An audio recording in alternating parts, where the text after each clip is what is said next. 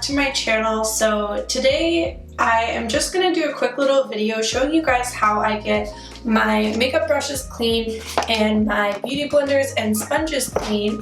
As you can see, I have a ton of really filthy, grimy, just disgusting makeup brushes. They are long overdue for a wash. I like to keep quite a few makeup sponges and beauty blenders on hand so that I can alternate them every couple of days, and then eventually I will wash all of them, and then I will usually end up throwing a couple of them away that are just too gross, but still I should be able to get most of these pretty clean. And you can see these are pretty gross, so I'm going to show you guys how I get my beauty blenders and makeup sponges spotless, and then same for all of my makeup brushes. So what I'm going to be using today is the Sephora Solid Brush Cleaner, and this one is basically like a solid bar of soap, but it is specifically for cleaning brushes and makeup sponges, all of that. And then it does come with this little textured thing, but I have my own from Sigma, which I will link everything down below so you guys can go and check it out. I feel like this one works the best just because it has all the different kinds of textures, and then you can keep it in your sink. It has these little things that attach to the bottom of the sink so you can keep the water running and then clean your brushes that way. I'm just actually going to start with showing you guys how I clean my beauty blender, because I feel like that is something a lot of people are not sure how to do. A lot of people don't know how to properly clean their beauty blender, or that you're supposed to clean it. It is so important to clean your beauty blender, clean your brushes, especially if you are acne prone, have sensitive skin. I'm first going to start by just getting it wet. Temperature for a beauty blender doesn't really matter. And then I'm going to start just running it in through the soap, like so. And you want it to get really soapy. Get all up in there. So you can see now it's nice and soapy. Get it wet once again. And then you're going to start just bringing out all of that gross foundation. Now this beauty blender isn't that dirty because I think I only used it a couple of days. If they're really dirty, just keep repeating the steps until you get all of the stuff out. And when you get the actual pink beauty blender like this, it bleeds pink, and it's kind of weird, but I was trained on the beauty blender that it actually bleeds pink because once it fades completely, that means that you're supposed to replace it. So after you've washed it so many times that it doesn't bleed anymore, that means that your beauty blender is at the end of its life and it's time to replace it, which is typically every 3 months. Now once you're done with all of the soap, just run it through the water. Give it a good wring it out a bit.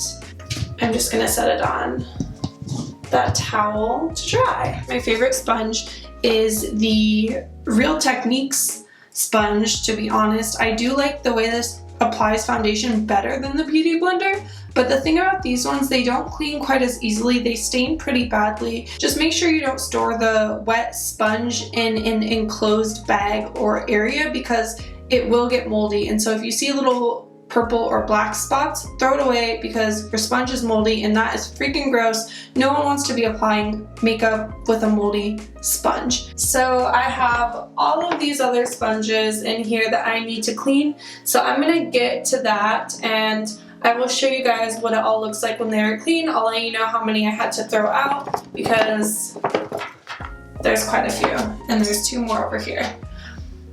Yeah. And then we'll get to the brushes. So these are all of the sponges, nice and clean and beautiful, like new. You can see that a few of the Real Techniques ones are stained a little bit, but for the most part, these sponges are pretty spotless.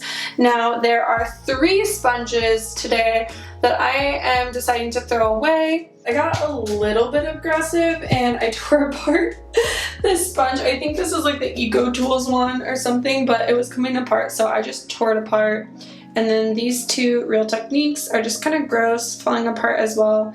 So now that all of my makeup sponges are clean, we are gonna move on to brushes.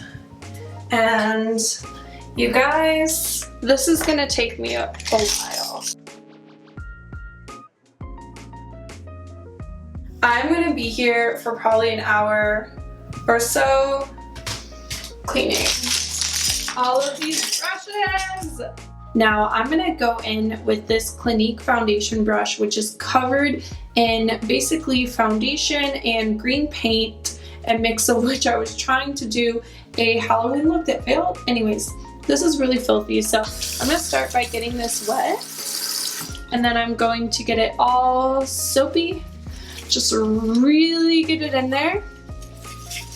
And then here's where we use the Express brush mat and get it wet again, and then you're gonna go in the big part. Since this is a bigger brush, I'm just gonna go in like this, and that will really help you clean it without getting your hands all gross, which if you don't have a brush mat, just take the palm of your hand and go like this, and you can squeeze it out. And man, this is really, really in there. So we're gonna need to keep going.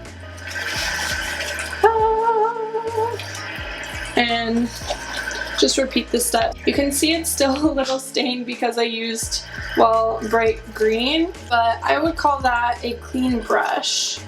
And I'm gonna lay that out to dry. Okay, so I'm gonna show you guys a few more brushes just to show you the technique. I'm pretty sure most of you know how to clean your brushes, I would hope. This is more like a reminder video slash just how I clean my brushes, because I know a lot of people always ask me how do you clean them, what brush cleaner do you use, all of that. So I thought I would just post a video, so now I have it up here for reference. I honestly forgot to even use the mat on that. That was really, really quick and easy, and now this blush brush is totally clean. I'm gonna show you guys this eyeshadow brush is stained purple. It is a Morphe blending brush, and I'm gonna do the same technique with this, except I'm going to get it wet, and then I'm gonna use this little small textured section. But there we go. Real quickly, I wanted to add while I'm washing these brushes that after you wash them, especially if it's a brush like this is my bronzer brush, you want to shape it with your fingers while it's still wet. You want to kind of mold it back to the proper shape. Now that you molded it back to the proper shape, then when it lays out to dry, it's going to dry in that shape that you want it to dry in. Okay, so my brushes are all clean now, and I know they're not organized at all. They're such a mess right now, but like, it's fine. I did not have a lot of counter space, but I have them all here. And the best way, honestly, to store your brushes when they're wet after you wash them is upside down.